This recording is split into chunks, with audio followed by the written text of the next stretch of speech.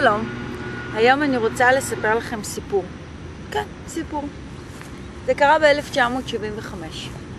סיפור שמדבר על באז שנעשה במלחמה בין קוקה קולה לפפסי. עכשיו אני אספרת לכם את זה כמי שיהיה מספיק סופיסטיקייט, מתוחכם וחכם, ייקח את זה אליו לעסקים שלו, לעסק הקטן שלו, ויחשוב איך הוא יכול לעשות את זה בעצמו. אז הסיפור שהיה כך היה. בשנות ה-70, ככה אמצע שנות ה-70, קוקה קולה הובילה בכל העולם במחירות שלה על פפסי. והתחרות ביניהם הייתה מאוד מאוד גדולה. ופפסי הייתה משוכנעת שהשתייה שלה, המשקה שלה, הרבה יותר טעים. אבל למרות זאת, הלקוחות הלכו אחרי קוקה קולה. אתה יודע, כוחו של הרגל. ואז, יום אחד המנהלים בפפסי אמר, רגע, בוא נבדוק משהו. הזמין את כל מנהלי המחלקות. אמר להם, בואו תתאמו. הוא שם בכוס אחת קוקה קולה, בכוס אחת פפסי, ואמר להם, בואו תגידו לי איזה טעם יותר טעים לכם. ראו זה פלא, 80% באמת הצביעו על פפסי. בלי שהם ידעו שזהו פפסי. אמר, רגע, יש לי פה משהו ביד. מה שהוא עשה, הוא שם זכוכית כפולה. הזמין את כל העובדים של פפסי, ואמר להם, בואו תתאמו. גם להם הוא הסתיר, אבל הפעם כל מנהלי מחלקות היו מאחורי הזכוכית הכפולה, וראו, זה פלא. באמת, 80% מהאנשים אומרים שמעדיפים לשתות פפסי. רגע, אז פפסי יותר טעים לרוב האנשים, ולמרות זאת הם שותים קוקה קולה. יש להם משהו ביד. ואז הם החליטו שהם הולכים מזה הרבה יותר רחוק. הם לקחו בלוס אנג'לס, בדלס. לקחו בדלס חנות קטנה בקניון גדול, שמו שם שלט והודיעו, אנחנו עושים טעימות. אנחנו מאוד נשמח אם תבואו להשתתף. בחנות הזאת הם הזמינו אנשי תקשורת עיתונאים, ואמרו להם, בואו תעמדו מאחורי זכוכית כפולה ותראו מה קורה פה.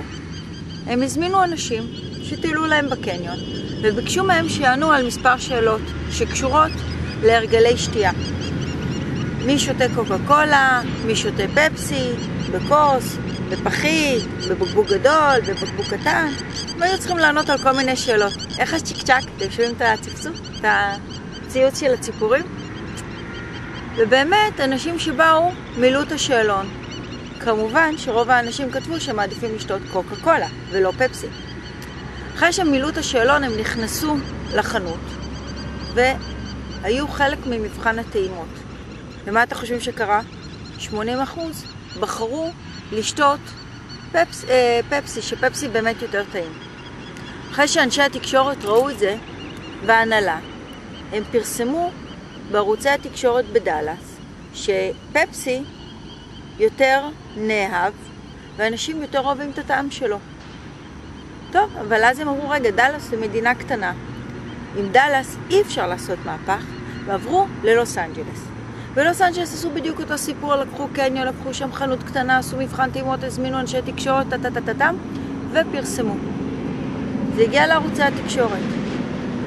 פתאום קוקה קולה הרגישה שמישהו שם מפריע להם, והחליטו שהם פועלים להורדת הפרסומת כי היא לא אתית. הם באמת פנו לאיגוד הפרסומאים וניסו להוריד את הפרסומת, אבל זה לא הצליח להם, מכיוון שהפרסומת הייתה ראויה, לא היה שם שום באג.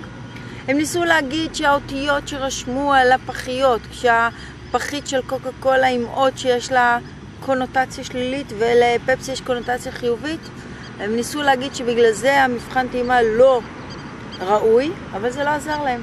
כי פפסי שינתה את האותיות, וראו זה פלא, התוצאות נשארו אותן תוצאות. וכך בלוס אנג'לס, וכך בדלס, וכך זה הלך וגדל, ובאמת, אנשים התחילו לדבר על זה. נוצר באז. אנשים התחילו לדבר על המבחן הזה. ולאט לאט המבחן הזה הלך וגדל, והמחירות של פפסי קולה הלכו וגדלו. דרך אגב, המבחן הזה נקרא מבחן אתגר. ומי שזוכר, מכיר או היה חלק המבחן הזה הלך והתעצם, והיום כשרוצים להשיק איזשהו מוצר חדש, אם מי שזוכר את יופליט וכל המעדנים האלה, עשו גם מבחן אתגר וביקשו מכם לטעום בקניונים, נכון?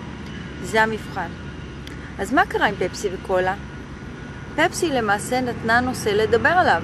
אנשים חזרו לשתות פפסי, ופפסי העלתה את המחירות. זאת דוגמה לבאז. מה שסיפרתי לכם היום את הסיפור הזה, הוא סיפור לבאז עסקי מאוד מוצלח, כי נתנו להם משהו לדבר עליו. ועוד פעם אני מזכירה, היה שם מוצר מעולה מאחורי השיווק.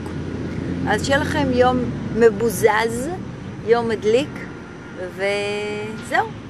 כיף לדבר איתכם כשאני ככה יושבת לי בטבע ושומעת את הצפצופים של הציפורים. יום נפלא ורד.